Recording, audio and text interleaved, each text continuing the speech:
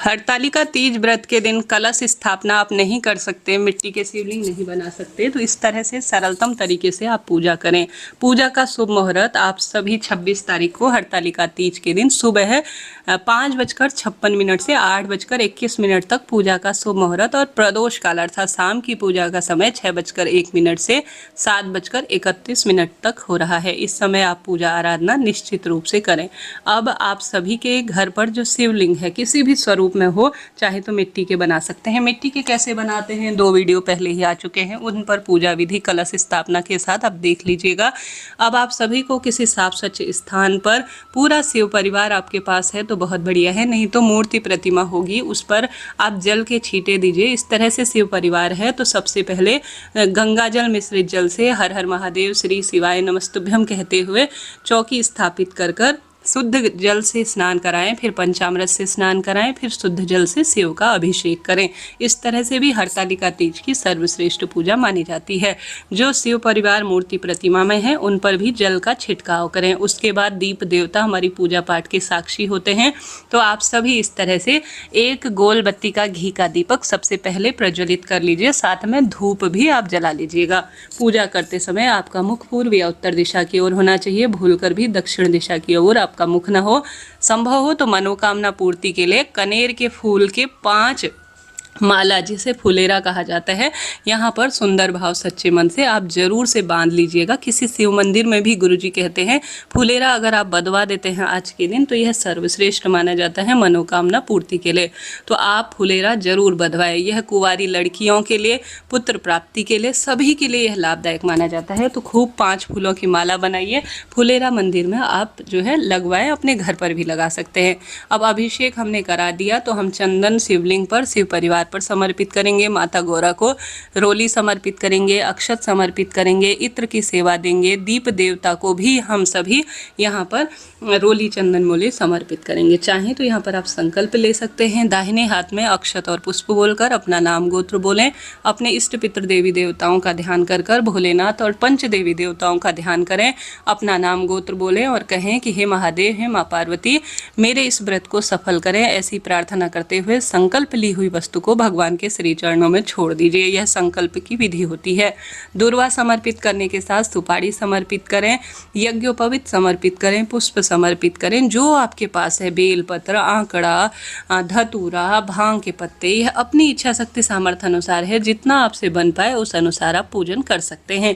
अब आप सभी पूजन करेंगे तो व्रत कब खोलेंगे? व्रत दूसरे दिन खोला जाएगा 27 तारीख की सुबह 5:40 से 7:05 के आसपास अपना व्रत खोलिएगा। पूजा में रही कमी के लिए हम सभी कुछ दक्षिणा भी महादेव के समक्ष रखेंगे। जब व्रत खोलेंगे बाद में से दान कर देंगे। फूलों की माला अपनी इच्छा शक्ति सामर्थ्य अनुसार या बेलपत्र की माला भी आप मिट्टी के शिवलिंग या आपके पास घर पर जो पार्थिव शिवलिंग है उन पर समर्पित करें। इस दिन खीरे का बहुत महत्व है। 6 तरह के फल मौसमी समर्पित करने चाहिए। ऐसा ना हो पाए तो आपके पास जितने हैं, खीरा, आम, केला, पपीता, जो भी है भगवान का दिया है, उनके श्री चरणों में सच्चे भाव सच्चे मन से समर्पित करें। इस तरह से भगवान को भोग लगाएं। यहाँ पर आप चने का भोग भी लगा सकते हैं, मालपुए, पुआ पूरी, खीर जो आपसे बन पाए उसका भी आप भगवान जी को भोग लगाएं। और साथ ही जलपान के लिए जल की भी व्यवस्था करें। साथ ही माता गौरी के समक्ष अपना सिंदूरा आप रखिएगा। सिंदूर कैसे लिया जाता है अभी वीडियो में बताऊंगी। इस दिन राहु काल का जो अशुभ समय हो रहा है वह दोपहर में 3 बजे से लेकर 4:20 के आसपास हो रहा है। हस्त नक्षत्र इस दिन है, साध्य योग है जो कि बहुत शुभ है। बात कर लेते हैं सुहाग सामग्री की। आपसे जो भी बन पड़े 16 श्रृंगार, कम ज़्यादा जितना भी हो, आप जो है श्रृंगार सामग्री नई लाकर माता गौरा के श्री चरणों में समर्पित करें। यह कार्य कुंवारी लड़की भी कर रहे, सुहागिन महिला भी करे। आज के दिन सुहाग सामग्री माता गौरा को समर्पित करना। बाद में विसर्जन से पहले या सुहाग लेते समय आप माता गौरा से थोड़ा प्रसाद स्वरूप इन चूड़ियों को कुंवारी लड़की भी पहने और सुहागिन महिला भी जरूर धारण करे। बाद में इन्हें पंडिताइन या अपनी सखी सहेली या किसी भी सौभाग्यवती महिला को जरूर दान दीजिएगा। इससे अखंड सौभाग्य मिलता है, पुत्र पौत्र और मनचाही विवाह की कामना सिद्ध होती है। तो इस चीज़ का आप ध्यान रखें।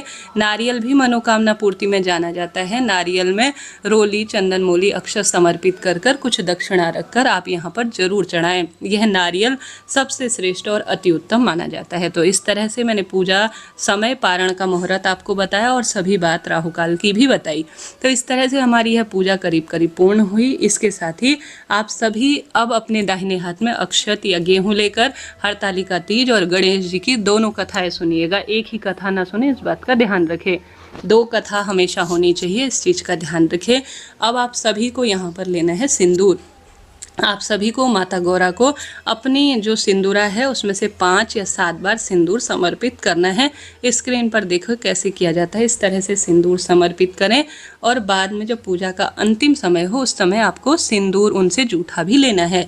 अभी देखिएगा कैसे लेते हैं। अब हम सभी दान के लिए कुछ सामग्री निकालेंगे, जैसे पैंट शर्ट का कपड़ा, गमछा, सूट साड़ी या ब्लाउज पीस ही सही, जो भी है आपके पास। दान हमारी पूजा पाठ को पूर्ण करता है।